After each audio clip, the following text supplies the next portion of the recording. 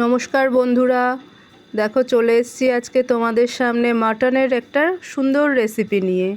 আজ ঠান্ডা ঠান্ডা ওয়েদার আর তোমাদের দাদাভাই নিয়ে চলে এসছে অনেকটা মাটন। তো চলো মাটনটা আগে দেখিয়ে নিই তোমাদের। এই যেখানে মাটন এনেছে আর পেঁয়াজ আর টমেটো আমি কেটে নিয়ে রেখেছিলাম। এখানে আছে আদা রসুন পেস্ট, তার সঙ্গে লঙ্কাও কিছুটা দিয়েছি, তাই জন্য এরকম লাল লাল দেখতে। আর কিছু গুঁড়ো মশলা তো আছেই। এবার দেখো একে একে আমি সব এখানে দিয়ে দিচ্ছি। পেস্টটাও দিয়ে দিলাম, পেঁয়াজ দিয়ে দিয়েছি। এবার কিছুটা স্বাদ মতো লবণ দিলাম।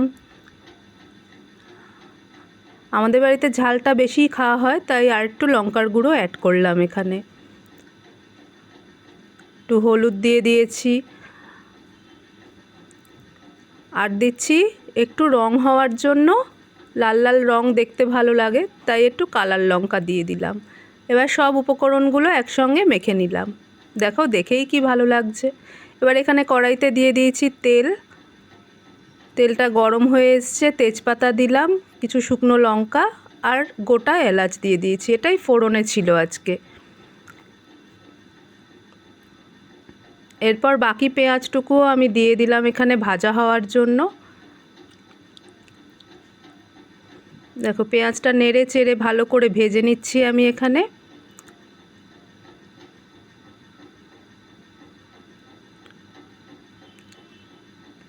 পেঁয়াজটা আস্তে আস্তে ভাজা হওয়ার পর দিয়ে দিলাম টমেটো কুচিটা। এরপর এই টমেটো আর পেঁয়াজটা ভাজা হওয়ার পর একটু লাল লাল করে সুন্দর করে ভেজে নেব এখানে। তো এই ভাজা হয়ে যাওয়ার পর মাটন দেব। এই দেখো এখানে মাটনটা এবার আমি এখানে দিয়ে দিলাম।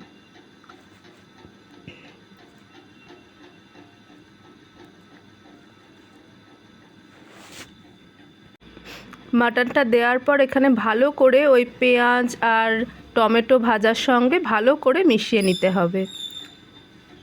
দেখো এখানে নেড়ে চেড়ে ভালো করে নাড়তে নাড়তেই দেখো কষিয়ে গেছে অনেকটা।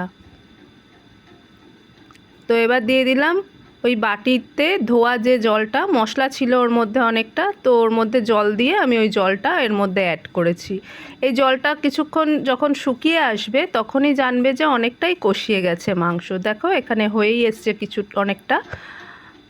এইবার দেখো ওই জলটা শুকিয়ে পুরো একদম ড্রাই ড্রাই হয়ে এসছে। এরপর আমি আরও একটু জল অ্যাড করছি যাতে মাংসটা আরও ভালো সিদ্ধ হয় আর সফট হয়ে যায়।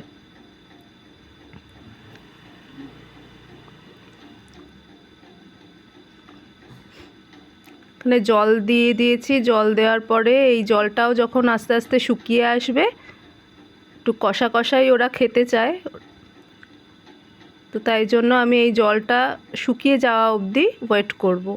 এখানে দেখো ঢাকা দিয়ে দিয়েছি আর তার একটু পরেই দেখো আমি নামিয়ে নিয়েছি। এরকম হয়েছে দেখতে আমার মাটন কষা। তো এবার আমি খেতে দিয়ে দিচ্ছি। এখানে বাটিতে তুলে নিচ্ছি মাংস।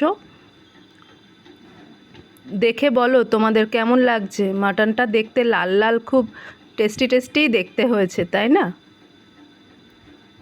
তো এখানে মাটন দিয়ে দিয়েছি আর দেব হচ্ছে রুটি। তো এই হচ্ছে আজকের ডিনার, মাটন আর রুটি। আর তোমাদের যদি ভালো লেগে থাকে রেসিপিটা শেয়ার করো।